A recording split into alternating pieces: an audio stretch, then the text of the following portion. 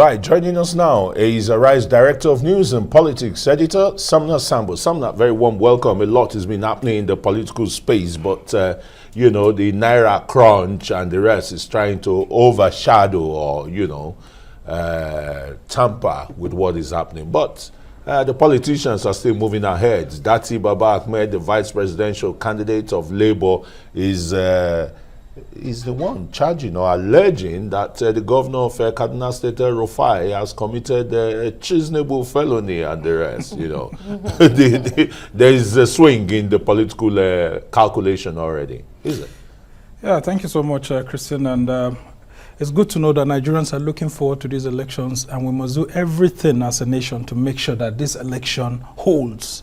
Because the reason why we don't have a lot of, you know, anger more than what we already have is because there's faith in INEC that it will be able to hold the election. Now, back to the question you've asked. Yes, Dati Baba Ahmed, the VP candidate of the Labour Party, seems to be coming to the political scene to actually, you know, throw punches at Nasir El-Rufai. Considering the statement that he had made, actually, the APC Presidential Campaign Council has come out to clearly state that the candidate of the party, Bola Ahmed Tinubu, never gave directive to governors to disobey the president's speech and statement on, and then of course latest decision policy on the cash crunch. And as such, Malam Nasir El-Rufai had insisted in his broadcast that, look, as far as Kaduna State is concerned, he's in charge and the old Naira notes will continue to work. We've seen that happening in Ogun State and all of that. And it looks like the APC governors are actually toying with the powers of the president. Yes, we understand that the president has, in one way or the other, you know, gone overboard by not directly or by partially complying with the Supreme Court's order. Nonetheless, they should understand the position of the powers of a president. The executive's job is to interpret the decisions made by the court.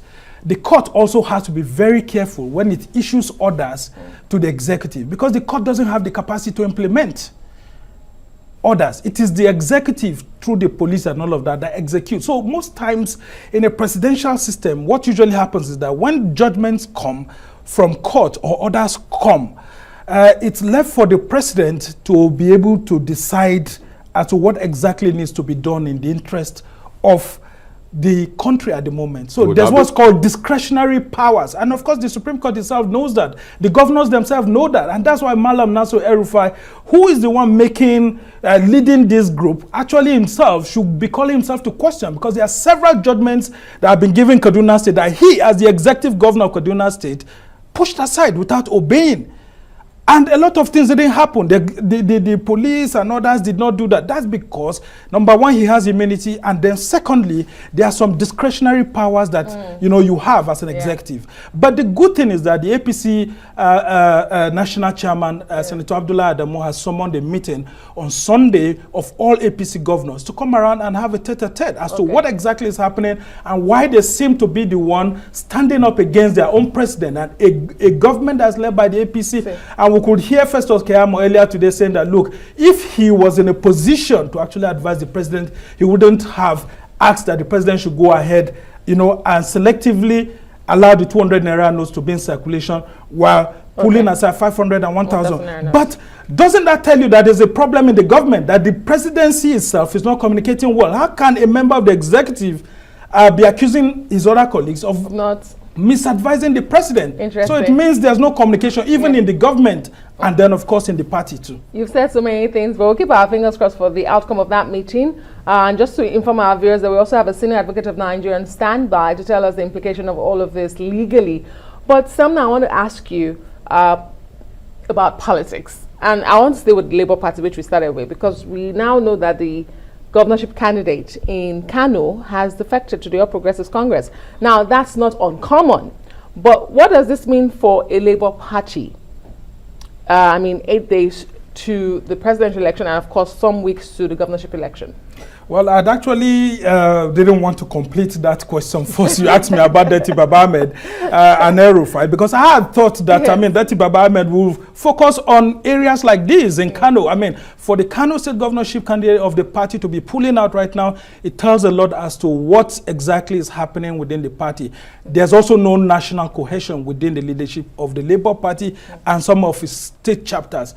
And so, being the leader, because by the virtue of his position now as the vice presidential candidate of the Labour Party, is the leader of the party in the Northwest. And the key state in the Northwest, which has 7 states, is Kano. And Kano seems to have the second highest number of voters in the election. So I think instead of concentrating on El-Rufai, he should have been investigating what exactly would lead his governorship candidate to not only resign for the party, but join the APC. And of course, we must continue to also awaken other political parties to know that Bola Tinubu is a master strategist. They mustn't be carried away by the euphoria of what we see on social media and so on. You can see that despite all the cash crunch and the disagreements that are ongoing in the APC, Tinubu was in Ibadan yesterday and he met with Governor Seyi Makinde. Yes, and then you can see that someone in a key state like Kano is defecting and coming to the APC. So that means that in the eyes of the public, sometimes we think APC is not, factoring certain things into place.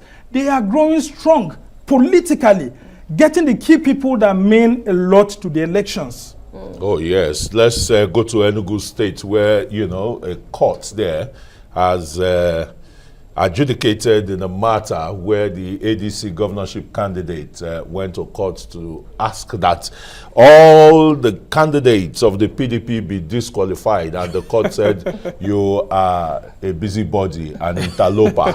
You understand that? Threw away the matter and again citing jurisdiction. Yes. What does this portend for the PDP? Very good judgment for Nigeria, not for the PDP, because PDP left to its own challenges. It's not different from the APC and even of recent the Labour Party.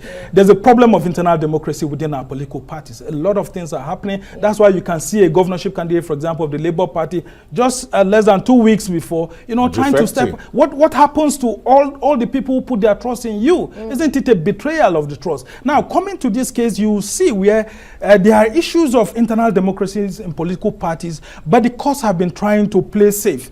And don't forget, former President Goodluck Jonathan had counseled recently, and of course that's the thinking of so many people in the country, that the courts should not have a role in deciding who should be the candidates of political parties or the winners of elections at the general election level.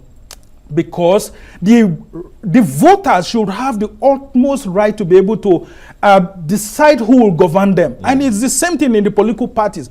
We shouldn't have other political parties going into other political parties to tell them that they didn't conduct their primaries well or whatever. So of what powers does the ADC have? And it's the same thing that Wike was trying to do in Rivers State. Going into other political parties like the ADC and then our core party APC and telling them that they didn't hold their primaries well or the areas they were supposed to do. Causing all sort of confusion. But it's good to know that the judiciary is bringing the power back to the party and say, look, your party members are the only one who can decide how you actually do everything, but make sure you follow your constitution. Unlike in the past where we have ex-party orders, cancelling the decisions of the members of the party as to who exactly they want to be their candidates. Yes. Very quickly before we let you go, Special Forces is being alleged, to be reintroduced in Cross River State, in Ebonyi State. The governor has banned the dreaded Ebubo-Agu, and of course in Kano State, we heard the commissioner of police there that his ban all other quasi organizations will not be allowed to the presence of the IGP also said that. The IGP, yes, at the villa the other day. What are your thoughts here? Good? For the polity, particularly during the elections? Yes, very good, as long as the police also determines and takes its key role very, very important, because in this election, the police is the key security agency that's supposed to provide security for everyone. But when you go to local policing, and sometimes you see some of this neighborhood watch and other organizations are closer to the people than the police, then the people would tend to trust them more than the police. And especially when it comes to allegations that maybe policemen are being bribed also by politicians, there's a tendency for people to want to also trust those local security outfits. But I can tell you, for this election, the best thing we can do is to actually keep them away, because they can be used by these same governors or by other persons to be able to cause chaos. And then when they go to areas where an opposition candidate has an upper hand, they will cause chaos there, and of course, so that the governing party's candidate will have an upper hand, and then there will be a problem. Look, the police should understand its role as the key security agency that will be playing its role here. And that's why we must also appeal to the military to make sure that they limit their role during this election to, within state boundaries and all of that, and not getting close to the polling unit. Yeah. Those who are to be at the polling unit, the Civil Defense Corps, the police and all of that,